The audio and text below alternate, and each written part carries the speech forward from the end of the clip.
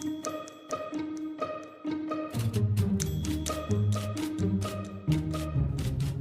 evening and welcome back to Ask 9 here in our streaming studio. I'm Becky Phelps, joined today by Rebecca Vaughn. Hello. Have I ever told you how much I love the intro music?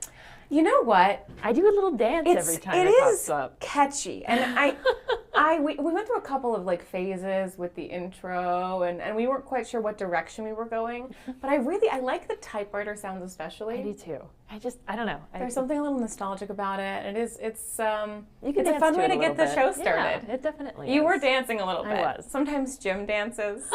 Don't tell him I said Yeah, that. I was gonna say, I'd like to see that's that. our secret. But we are bringing you on today to talk about a pretty big story we've been following today and kind of for a year now. The last year, yeah. Okay, so we're gonna move cameras here. This is very interesting. Yes. A new audit from Rob Sand, our state auditor, says that Tama County found $1 million discrepancy about a year ago. Yes. Walk us through that, because you did this original story Yes. a year ago. Got my papers. So yeah, roughly a year ago, and it was February of 2025. This board of supervisors, they came in to do their yearly budget, and it seems like a couple new board members had joined the board. So they were coming into this new budget year, and they were looking through their budget, and they realized that they were $950,000 they were going to be over in their fiscal year And budget. that's not a small matter here. That's a lot of money. That's significant. So that was one of the things that kind of came up, that the supervisors were like, hey, something needs to be investigated. Yeah, okay. It was that, and it was people in the community, taxpayers, saying, hey, funds are being misused, something needs to be investigated. Okay, so this new board kind of inherited some concerns from the community. Yes, I would say that's fair Okay. to say. They inherited kind of this almost $1 million deficit in their budget. They were going to be over by $1 million. That's a lot of money. I would be pretty alarmed if I started my new position and we were looking at that.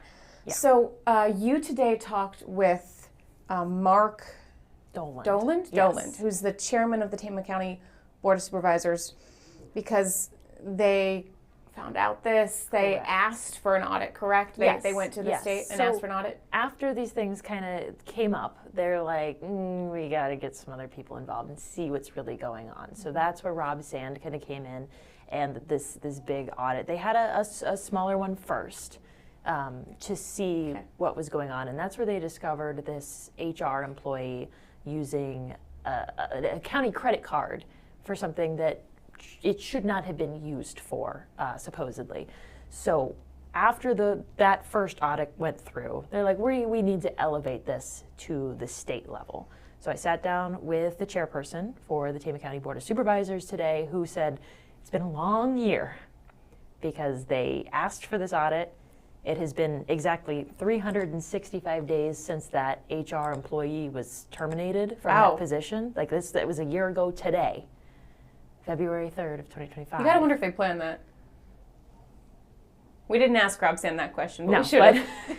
But, so it's been 365 days since everything kind of got rolling.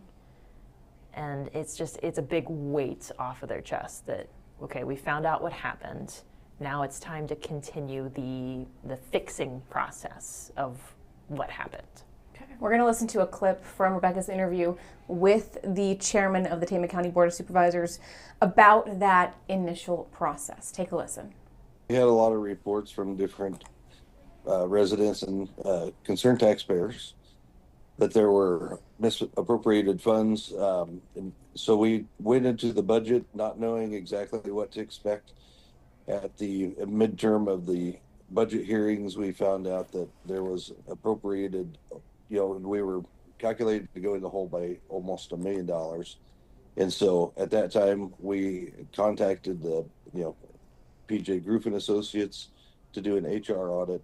And Paul came and went through and started talking to county employees and and raised some concerns. There were a lot of concerns that were brought up by taxpayers and by employees that were thoroughly researched, and it gave us pause. And during that time, we determined a year ago today to terminate the contract or terminate the employment of the human resources director after some of these allegations that had come up needed to be reported.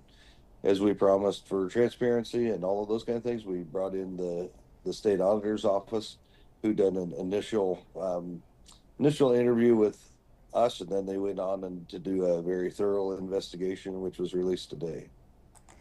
So let's break down some of what we learned from that report. Sure. The auditor's office found $251,200 in questionable spending, specifically in the Tama County Human Resources Department.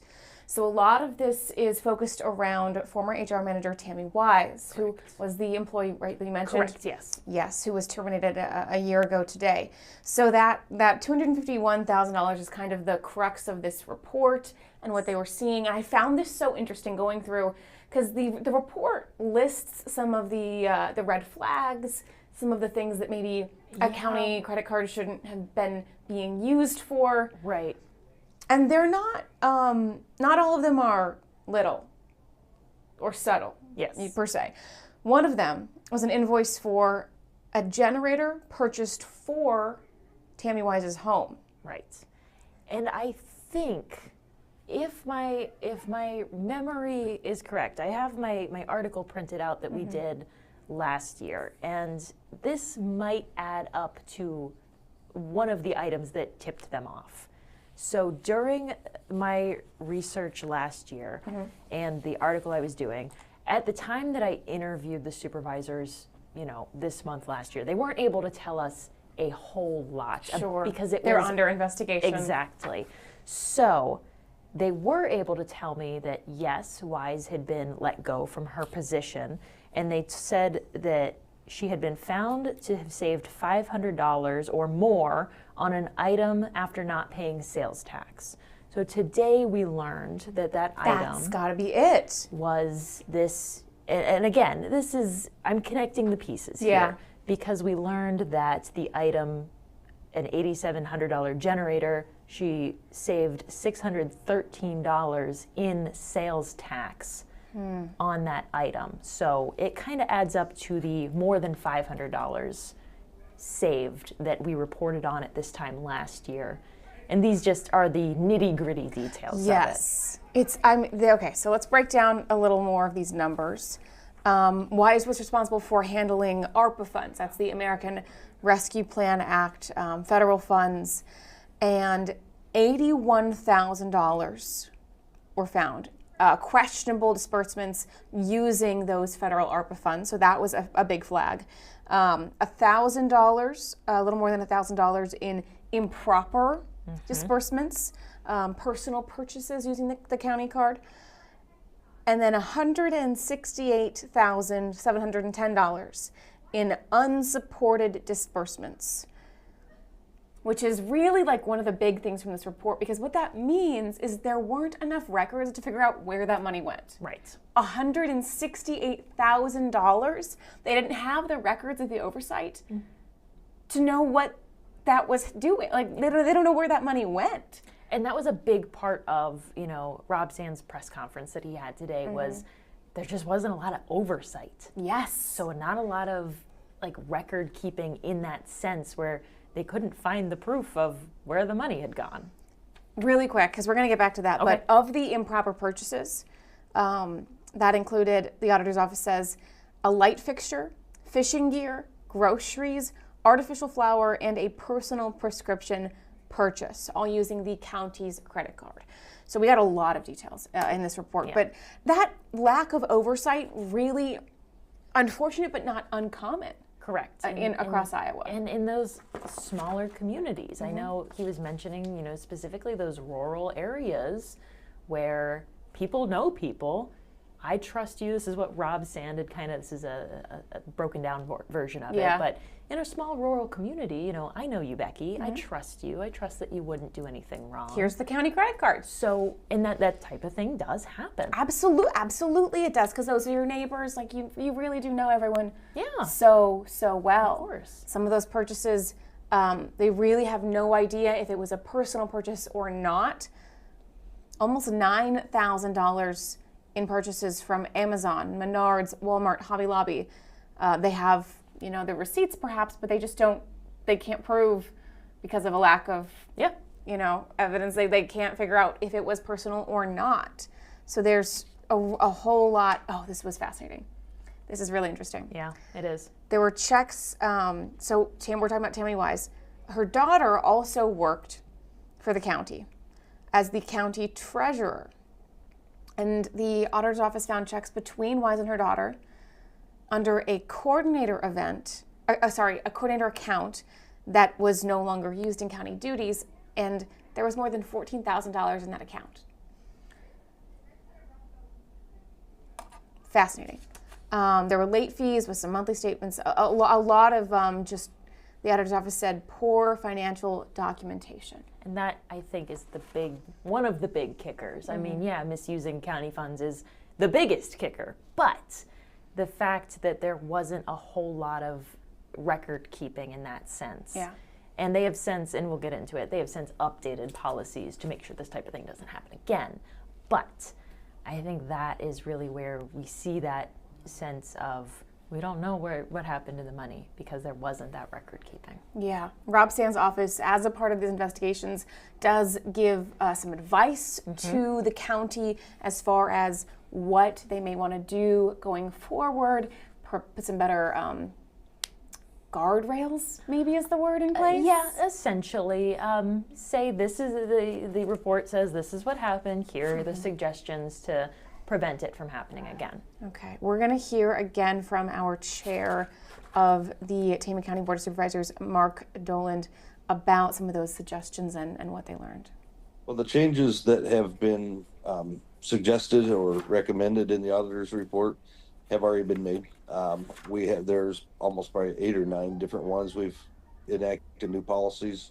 We changed our ordinances. We updated our employee handbook to make sure that there's a lot more oversight, a lot more controls in place. There are processes that are taking place right now with the county auditor now.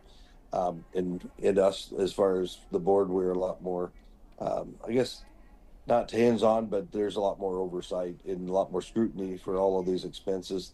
The biggest concern I saw through most of the report is that there was a lot of expenditures that went through our county budget in, tens and hundreds of thousands of dollars that don't have any accountability. There might be an expenditure that you might see go through with the claims, but there's no detailed or itemized receipt to find out what all this money went to.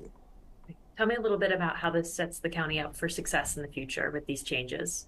Yeah, I think that just having good transparency and good oversight with your elected leaders, I think that having 5 of us on this board really enables us to do a lot more work. That was part of, in January of last year, we went to a 5-member board, and it allows a lot more oversight.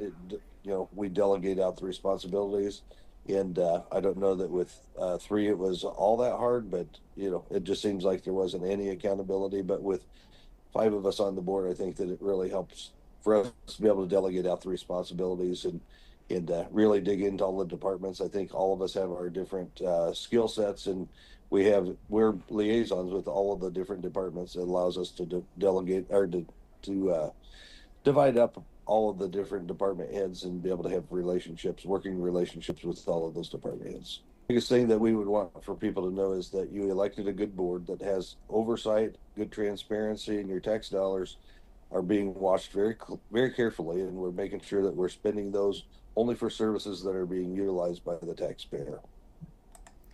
So this 5-person board is pretty new for Tama County, right? Yeah, I'm pretty sure the majority of them were brought in winter of last year. Okay. So they have hit the ground running. They have, because they came in with, such a mess in the budget. Last year they were taking not taking funds. It's my elbow, correct? That's Sorry. okay. But they were allocating funds from certain areas that had extra and bringing it back. To balance out that $1 million? To try. Where do you, like in a smaller county, where do you pull that money from? I will tell you. Okay. Pat, Because I our reported on it. follow-up research really coming through for us. So last year they had to pull it from their E911. E911? So it's their emergency Oh, emergency okay. services telecommunications. Ooh. They had a little bit of extra money in their budget, so they would still have their yearly operating budget, Okay. but they had a little bit more, and that they had been allocated. And the board said, "Hey, you're going to have positive funds at the end of the fiscal year. Could we, have some of it?"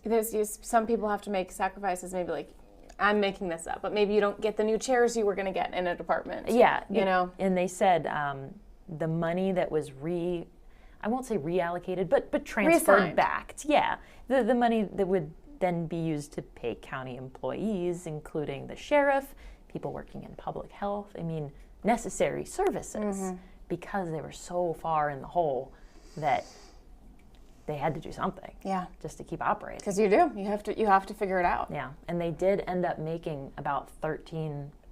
They cut about 13% of their expenditures, just to kind of try to help themselves out a little bit. So have they leveled out? They said they'll know more when the fiscal year ends, Okay, so in July? July 1st. July 1st. Okay. So I'm sure we will be having more follow-ups just to see where we stand, because now we know what happened. We've got safeguards in place so it doesn't happen again.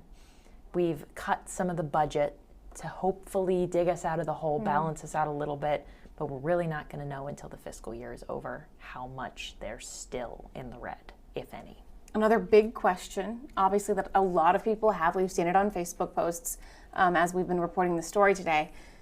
What happens to Tammy Wise? As of right now, we don't know. It's possible that there will be criminal charges, but it's not a guarantee. The auditor's office does offer those recommendations to the county. They do not make any recommendations for criminal charges. Rob Sand talked about that in his presser today. If you joined us live for that. But that's kind of their policy. Yeah. They don't make those recommendations. And I believe, I've got some of your notes here, it's out of the county's hands right now. Correct. They are kind of in those early phases. They've sent it to some outside resources. DCI. Correct. Yeah, Yeah. state resources. Yeah. Just because, small town, a lot of people know a lot of things. A lot of people know a lot of people. They don't want any conflict of interest Absolutely. in that situation. You'll make it a clean investigation. Exactly. So right now, they don't know. It is out of their hands. It's hard when I talked to Mark, he said it would be hard to say until those types of things wrap up. But it's possible, but we don't know yet. And he told you that the county is facing a lawsuit? Yeah. Thank you for reminding me. Yeah, I found Tammy, that interesting. Tammy Wise did file a lawsuit against the 5 supervisors. And that is set to go to trial in August. Okay. So another thing that I'm sure we'll be keeping an eye on, it was a wrongful termination lawsuit. Okay, so we will follow up, with I'm sure as documents get filed, we'll get some more information about that lawsuit as well. And if there are any criminal charges forthcoming, we will, of course, keep everyone posted about that. Of course. Thank you Push so much, alerts. Rebecca. Push alerts on the app. You'll get them. Thank you for joining us, Rebecca. This is a bigger one, and there's like a lot of numbers and things to get through. So I really appreciate you, giving us your time and your insight. I appreciate you letting me behind the desk. You put up with me quite a bit. We love to have you here. Thanks. And thank you so much for joining us on tonight's Ask 9. As always, if there are any stories you'd like a better in-depth look at, or something you'd like us to look into, a question you might have, send us a message on Facebook or shoot us an email. Have a great evening.